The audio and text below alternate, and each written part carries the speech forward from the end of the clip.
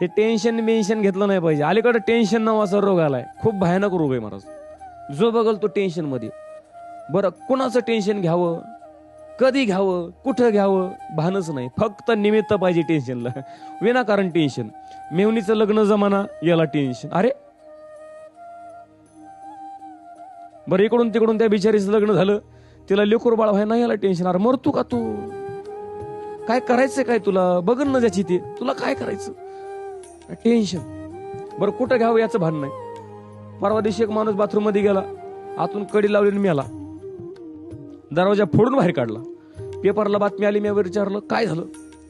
लोकांनी सांगितलं त्याने टेन्शन घेतलं म्हणे. म्हणलं बाथरूम मध्ये? आरती काय टेन्शन घ्यायची जागा काय येड्या? अरे फ्रेश व्हायच्या जागेमध्ये तू टेन्शन घेतो म्हणजे तू माणूस आहे का?